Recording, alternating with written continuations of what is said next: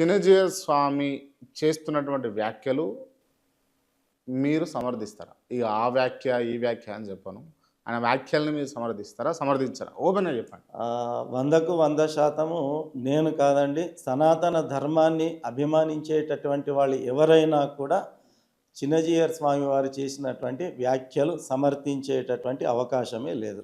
సనాతన ధర్మం అంటే చిన్నజీయర్ స్వామి, చిన్నజీయర్ స్వామి అంటే సనాతన ధర్మం అన్నట్టుగా ఉంటది కదా! ఆయన భావ శైలి, ఆయన నడవడిక అంతా గూడా. ఎందుకు మీరు మళ్ళా సనాతన ధర్మాన్ని పాటించేటోళ్ళే ఒప్పుకోరంటారు? అంటే భగవద్గీతలో శ్రీకృష్ణ పరమాత్ముడు ఒక మాట చెప్పాడు. యద్యదాచరతి శ్రేష్టః తత్తద్దేవో సహాయక అని చెప్పి. అంటే ఎవరైతే శ్రేష్ఠులు అనబడేటటువంటి వాళ్ళు ఉంటారో వాళ్ళు దేని ఆచరిస్తారో సమాజంలో ఉన్నటువంటి ఇతరులు కూడా దాన్నే మార్గదర్శనంగా తీసుకొని దాన్ని ఆచరిస్తారు, ఆ మార్గంలోనే పోతారు అనేటటువంటి ఒక మాట చెప్పారు.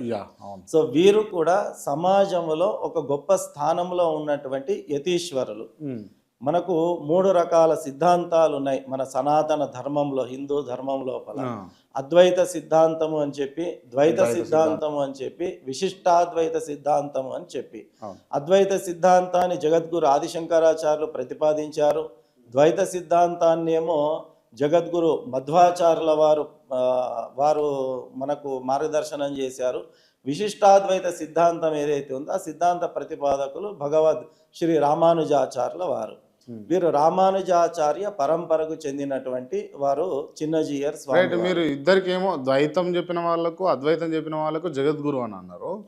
మీరు రామానుజాచార్యుల వారికి వచ్చేసరికి జగద్గురు కాదని అంటున్నారు. మీరు జగద్గురు కాదని మేము అనము. అంటే చెప్పలేదు, జగద్గురు అని కూడా పెట్టలేదు మీరు.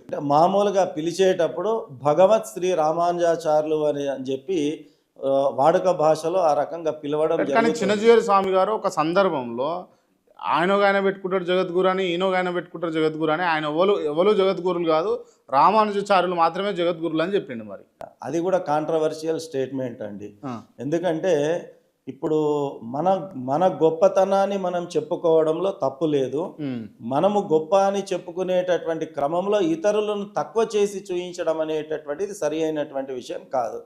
అంత అక్కస్ ఏమున్నది అంటే చిన్నజీయర్ గారికి? అంటే ఎవరిని తక్కువ చేయాలని చూస్తూ ఉన్నాడు మీరు భావిస్తుంది ఏంది? అంటే వారి స్టేట్మెంట్స్ కనుక మనం చూసినట్టయితే నాకు అనిపిస్తుంది వారు అప్రకటితంగానే శివద్వేషాన్ని ప్రకటించుకుంటున్నారేమో అనేటటువంటి ఒక అనుమానం. శివుడి పైన ద్వేషం వెళ్ళగక్కుతారు అంటారు మీరు? వారి స్టేట్మెంట్లు అయితే ఆ దిశలోనే కనిపిస్తున్నాయి. Okay, right. ఇప్పుడు అంటే ఈ సందర్భం వచ్చింది కాబట్టి నేను అడుగుతున్నా, శివాలయ ప్రతిష్ట రామేశ్వరంలో రాముడు చేసిండా చేయలేదా? ఇది ఏ చిన్న పిల్లవాడిని అడిగినా చెప్తాడండి. సనాతన ధర్మంలో ఉన్నటువంటి ఏ పిల్లవాడిని అడిగినా కూడా రామేశ్వరములో రాముడే అక్కడ శివలింగాన్ని ప్రతిష్టాపన చేశాడు అనేటటువంటిది ఇది తథ్యమైనటువంటి విషయం. రామేశ్వరం అంటారు దాన్ని. అందుకే రామేశ్వరం అనే పేరు అందుకే వచ్చింది. రాముడు ప్రతిష్ట చేయలేదు, రామాయణమే చెప్తుంది అని చెప్పేసి చిన్నజీయర్ స్వామి తన స్వయంగా చెప్పడం జరిగింది. అవునండి. అయితే మనకు ప్రతిదీ కూడా ఒక గ్రంథములో ఒక దానికి సంబంధించినటువంటి రుజువు ఆ గ్రంథంలో లేదు అంటే అసలు అది సరి అయినటువంటిది కాదు అని చెప్పడానికి వీలు లేదు. మనకు ఎన్నో అష్టాదశ పురాణాలు ఉన్నాయి, మనకు ఎన్నో రకాల వాంగ్మయాలు ఉన్నాయి. కాబట్టి ఇతర వాంగ్మయాలలో కూడా మనం చూసినట్టయితే వేదవ్యాసుల వారే మనకు చెప్పినటువంటి సంస్కృత శ్లోకాలు మనకు ఆధారంగా ఉన్నాయి. రాముల వారే అక్కడ శివలింగ ప్రతిష్టాపన చేశారు అని చెప్పి. అందుకే ఇప్పటికీ రామేశ్వరంలో ఉన్నటువంటి శ్రీశైలంలో ఉన్న లింగాన్ని మల్లికార్జున స్వామి అని పిలుస్తారు. అట్లాగా రామేశ్వరంలో ఉన్నటువంటి లింగాన్ని రామనాథ స్వామి అని పిలుచుకుంటారు అక్కడ ఉన్నటువంటి భగవంతుని. అంటే రాముడి యొక్క నాథుడు, అంటే రాముడే స్వయంగా పూజించినటువంటి వాడు కాబట్టి రామనాథ స్వామి అనే పేరుతో అక్కడ స్వామివారు పిలువబడుతూ ఉన్నారు రామేశ్వరంలో. కాబట్టి అంటే ఇది కాంట్రవర్సీ స్టేట్మెంట్స్ అంటే ఇవే. రాముడు ప్రతిష్టాపించాడు, దానివల్ల వచ్చే లాభం ఏముంది? అంటే ఇప్పుడు శివుణ్ణి కించపరుస్తూ లేకపోతే తక్కువ చేస్తూ ఆయన పైన ఈ వ్యాఖ్యలు చేయడం వల్ల చిన్నజీయర్ గారికి వచ్చే లాభం ఏముంది? అంటే సర్వసాధారణంగా ఇక్కడ సిద్ధాంతాలు ఏవైతే ఉన్నాయో సిద్ధాంత భేదాలు, అంటే సిద్ధాంతంలో భేదాలు ఏం లేవు, అనవసరంగా భేదాలు సృష్టిస్తున్నారు. ఇప్పుడు అద్వైతము అని చెప్పాను. అద్వైతం అనేటటువంటి వాళ్ళు శివభక్తులు అన్నమాట. ఉమ్, ద్వైత సాంప్రదాయానికి చెందిన విశిష్టాద్వైత సాంప్రదాయానికి చెందినటువంటి వాళ్ళు విష్ణు భక్తులు.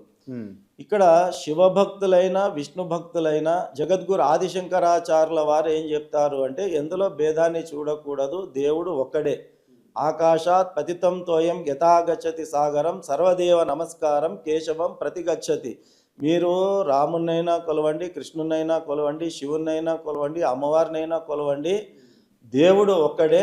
రూపాలు వేరు వేరు ఉన్నాయి. మీరు ఏ రూపంలో భగవంతుణ్ణి కొలిచినా కూడా మొత్తము నీళ్ళన్నీ చిట్ట చివరికి సముద్రానికి ఎట్లాగైతే చేరుతాయో అట్లా మీరు ఏ రూపంలో ఉన్న పరమాత్ముని కొలిచినా కూడా చివరికి చేరేటటువంటిది ఒకే రూపంగా ఉన్నటువంటి పరమాత్మునికి చేరుతాయి అనేటటువంటిది చెప్పారు. అట్లాగా శివ విష్ణు ద్వేషము చూయించడం అనేటటువంటిది ఇది మన ధర్మానికి సరి అయినటువంటి విషయం కాదు. ఉమ్. మరి వారి వ్యాఖ్యల ద్వారా అనిపిస్తుంది వారు శివ ద్వేషాన్ని వారు ప్రకటించుకుంటున్నారేమో అనేటటువంటిది. ఎన్నో రకాల వ్యాఖ్యలు వారు చేశారు. దాని ద్వారా అది చాలా స్పష్టంగా ప్రకటీకృతం అవుతుంది.